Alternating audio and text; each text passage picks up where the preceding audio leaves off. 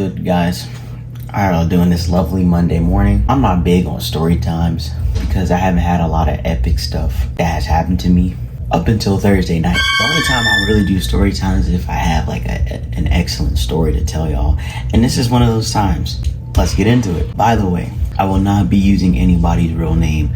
So the people who are actually involved in this are clear.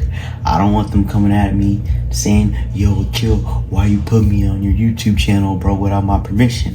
And you know what? They're absolutely right. So what I'm gonna do is, by keeping them anonymous, I'm gonna use fake names. It's Thursday night, right? You know, I'm just chilling, just got off of work. I don't know if I was watching a YouTube video or I was doing something. One of my friends hit me up. We're gonna call him James. To summarize, he's just like, yo, what are you doing? Yeah, me and my brother and his brother, we're gonna call him Jimmy. So James hit me up. He's like, yo, me and my brother, we're gonna go out. You trying to come? Usually during the week, I don't do nothing. But I was just like, you know what? Why not? I knew tomorrow was going to be an easy day at work. I already did everything I had to do for the week, so I was cool. So I was like, yeah, I'll pull up, yada yada. I go to his house. We're chilling, pregame a little bit. Everything's smooth, you know. I'm helping him pick out his outfits. You know, if you guys don't know, Akil has a great sense of fashion. I know how to put something together. I'm not wearing all that designer shit, but I know how to put something together. After all that's done, you know, after we're done, everybody gets ready. We head out. We went to this one place. I forgot what it was called. I think it was called Las Flamas, right? Played some pool. There's one dude on the pool table. He's totally irrelevant to the story, but this dude was talking mad trash on the pool table. He's talking about, yeah, man, we're 6-0 and all that, yada, yada, yada. You know, we're about to go 7-0 once we get y'all on the table. You already know we had to bust that ass. Everything's smooth, right? Cool, fun. Chopping it up. We're meeting some people and everything. Then it's time to go. So we go to the main spot that we were actually going to go to. I'm still with James and Jimmy, right? While we're leaving, two of Jimmy's friends, I have no idea what their names are, but I'm going to just call them Thing 1 and Thing 2. So there's 5 people in the story. 5 people, including me. Mind you, Thing 2 is trashed, hammered, out. This man should not be outside right now. Like, this man is on another stratosphere. Gone. We all get in the car, right? James is driving. We all go to this one place. Thing 2 is slumped in the backseat, bro. Like, I'm talking slumped. He's not causing any disturbance or anything. He's just asleep. You know, we're letting him do his thing. Let him rock out. So we get to the place. Thing 1 wasn't trying to go inside because he had he had to do what he had to do. He just guides us with Thing 2 and get in where we go. This dude actually paid for a section at a club. So I was like, oh snap, that was nice of him that we were occupied, right? But we're inside, right? Everything's smooth, everything's going well. Yeah, you know, Jimmy brought some girls to our section, you know, we're having a good time. Thing 2 is still passed out. This man is in the club like this, bro. The chairs have like a backrest on them, so he could have just leaned back and went like this, but no, that man was slunched over out of there. Time goes on, right? I'm dancing with this girl. I don't know why, but she gets kicked out by the bouncer, and I'm like, oh shit. My first thought was, let me back away before he kicks me out too, because I'm not with her. My friends are right here, and they're perfectly competent. Besides Thing 2, she's getting, bouncer grabs her, right? She like throws a full temper tantrum. Like, you know how like a kid when they're sad, you're all crying and you're like, no, and then like their parents are trying to drag them away and they just sit on the ground. Yeah, she pulled one of those. And I was like, oh Lord. And then the bouncer, it's a big black dude, bro, grabbed her, scooped her ass up, and she starts screaming, starts like hitting him and everything. And mind you, I can't hear a single thing because the music is blasting, so I have no idea what she's saying to the bouncer, what the bouncer is saying to her. All I know is she was hitting him, and then she just turned her around and had her like in a full Nelson and just took her ass outside. I was just like, damn, that's crazy. And then we went on for like nothing ever happened. The bouncer's already on 10 because he already had to kick somebody out that was with us. So he's already on edge. My boy Jimmy, who is James's younger brother, gets kicked out because this man was taking off his shirt in the club and was told not to multiple times to stop doing that. Mind you, Jimmy's choice of attire was not appropriate for the club. You're gonna be moving around, you're gonna be dancing. It gets hot in there. Why are you wearing a long sleeve button up shirt? And not only is he wearing a long sleeve button up shirt, he's wearing that whole button up all the way to the neck. Of course you're gonna get hot. Of course you're gonna want to take your shirt off. Why would you wear that in the first place? Now you're in a compromised position.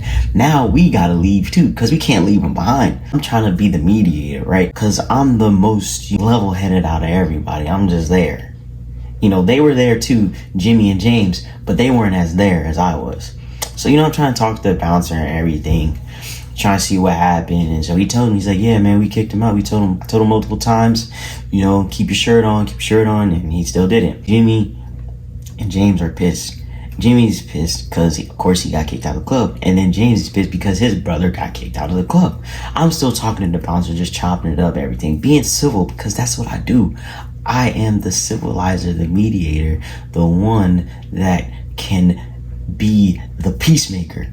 Or at least I thought so. Not even like 5 minutes later, all I hear is tss, and I'm like, what the heck was that? So I look to my left.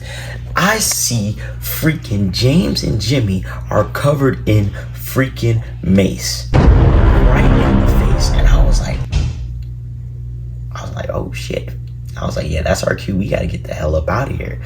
And I'm like, in my mind, I'm like, yo, what did they do that was so bad that they had to get maced? Low key, I think the bouncer was just in his feelings a little bit. He probably saw them coming up, and then, you know, they were all cursing and everything because they're mad. Okay, we get it. You know, who wants to get kicked out of a club? Nobody. But I guess he saw that, no hesitation, pulled out the mace and shh. And I felt it. I'm like, he didn't spray me, he sprayed them, but I felt it on my arm. And I'm like, oh, shit. I'm like, so these boys is covered in mace. They're like, what the fuck? So I'm like, all right, come on, let's get to the car. So I'm the one that drives, right? At this point, it's probably like 4 in the morning, bro. I know I have to work in the morning, and it is 4 a.m. and I am outside right now. As I'm driving, I forgot to mention this. When we left James's spot, James and Jimmy's house, this man's car, his gas tank, was almost on E. Using your context clues, you probably already know where I'm about to go with this. We're probably somewhere in Dallas. I know we're somewhere in Dallas because Harry Hines Boulevard was right around there. We weren't on Harry Hines Boulevard, but we were around there. I'm driving. I totally forget that this man needs to put gas in his car, bro.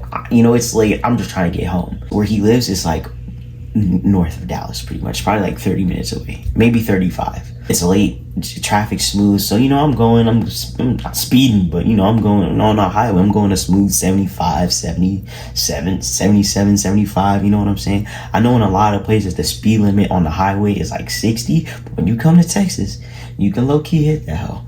I'm just saying. We're probably 15 minutes away from this man's house, and the car starts slowing down. Like, I'm pressing the gas, but the car is slowing down, and I'm like, what the fuck is going on? I have no idea what's going on. So I turned on, so, you know, of course I turned on the hazards, turned the car off. I turn it back on, and it's just it was not starting on. It would rev, but it wouldn't turn on. It's late as hell. I'm pissed off. Not only is it 4 a.m., I have to work in about 4 hours. In my mind, I was gearing up. I was like, man, there's no way I'm gonna be able to get any type of sleep when I go in the office tomorrow. Or I can't even say tomorrow, later that day, because it's already Friday. Mind you, we're on the highway, so where the cars got stopped, we're on an overpass. And here's the thing, there's literally a gas station 0.2 miles away. So all we had to do, or all I had to do, or all he had to do was just be like, oh, let's go get some gas. And we would have been good. I see a QT is in my line of sight. I was just like, damn, all we had to do is get some gas. Mind you, James is trashed and he's maced. Jimmy, he's not trashed, but he's been maced. And then we have Thing 2 with us, who has been slumped the entire time. I don't even know why he even came out, because this man was asleep the entire time. So we had to get off the overpass, walk to the QT. We leave the car behind, because we're not thinking straight, bro. It's late. We got a few, they got some drinks in their system. We all got a little bit of drinks in our system. We are trying to get home, so we left his car behind. There was no reason for us to leave his car behind. All we had to do, literally thinking in hindsight, was buy a tank, buy one of those little canisters from the gas station, because of course they have it at a gas station. Put some gas in there, walk back to the car, and then boom. That's all we had to do. But we had to get up out of there because we had two drunk MFers, and it would have been a good sight. Jimmy is carrying thing 2 off the overpass. I'm carrying James. James is rumbling and tumbling and fumbling, and he's bigger than I am. He's taller than I am, and he's probably got like 20 pounds over me. So, but I be in the gym, so I can handle it. But he's all stumbling and everything. Mind you, I told you we're on the overpass. This man was like stumbling right by the edge. I'm like, James, you gotta come on. You gotta trust me. I got us. We're gonna get out. So, we're walking down the overpass to the exit to the QT. I'm stressed out. So you know what I do? I get some ice cream. That is what eases my mind. So while we're waiting on Jimmy's friend to come pick us up, thing 2 is laid out in the grass. There was a cop that pulled up to the gas station. Luckily, he didn't see dude slumped in the grass. He just went up to his pump, put his gas in, and I see, like, I guess there was like some tow trucks or whatever, and like the cops like by where the car was. And so I'm like, okay, he probably knows. I'm as calm as ever. I'm here because I gotta be on alert. I gotta be on 10. You never know what can happen. So I go up to the cop and I'm like, hey, do you see what's going on with those cars on the overpass? And he's like, no, I just came to get some gas. I was like, okay. I was like, have a good night. I left and we gotta go back to my friends. That's when Jimmy tells us his friend can't pick us up. And so I call Uber. Uber's 15 minutes away. We're here. At this point, it's probably like 5 o'clock in the morning. Damn near 5:30. Uber comes. It's a struggle trying to get everybody in the car. Luckily, the Uber driver, shout out to her, she was mad cool about the whole thing. And, I'm explaining to him, I was like, yeah, we just had a doozy of a night. And so, on the way back, she was driving excellent, superbly. So I got in my little 20-minute nap. And so I wake up, I'm like, oh, we're here. I'm like, cool. The 3 of them are in the back seat, right? They're like, where's our house? I'm like, yo, we're here. She just pulled up to the house next door. And he was like, no, we're not here. I'm like, bruh, we're here. I need y'all to get out the car. I need y'all to get out the car. One thing about trash people when they're drunk, bro, it is all dead weight, man. It's like, golly. So I'm trying to so Jimmy got thing 2. And then I have James take him into the house, throw them on their bed.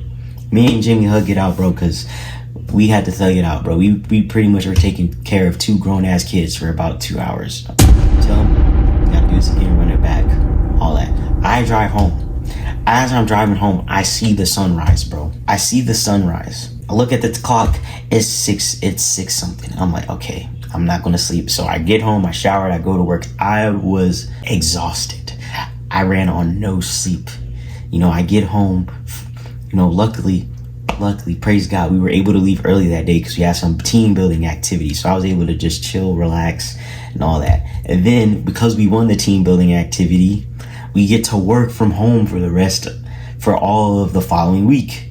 So that was another blessing, After all that, James calls me. He's like, yo, I can't find my car, yada, yada. We either saw one of 2 things. It either got stolen or it got towed. I highly doubt it got stolen because, he does drive a Benz, but at the same time, I don't think it'd be easy to hotwire a Benz. That's why I don't think you see a lot of Mercedes Benz get stolen, because I know they're tricky cars. So I was thinking it got towed, and he didn't have it Friday, but luckily he got it back on Saturday. So he got his car back, was able to get some gas in it and all that. All I have to say is that was one epic ass night. And here's what I take away from this. Number 1, don't go out on a Thursday night, especially if you have work in the morning. Number 2, before you go anywhere and you do not have a decent amount in your gas tank, go fill that up. Because you do not want to be stranded in the middle of nowhere, potentially. We got lucky because there was a gas station right there. But just imagine we got stranded somewhere and there wasn't a gas station for like 5 miles. we'd be screwed. And rule number 3, don't take sleep for granted, man. Make sure you get your rest. Get your rest, because when you get your rest, you realize how good you feel afterwards, man. That Friday, I did not do a single thing, bro, because my body was drained. But that next day, Saturday, I was up and ready to go. Up and ready to go. Fill up your car. Don't go out on Thursday nights unless you have the day off tomorrow. Don't go out on the weekdays unless you have a day off tomorrow. And then number 3, get your rest, man. It was a hell of a night. Good, but it was some BS at the end. I hope y'all enjoyed that story, man. Like I said, I don't know if I'll do these more often, but if I have some epic stories to tell, I definitely will. But I hope y'all enjoyed this, man. Bye.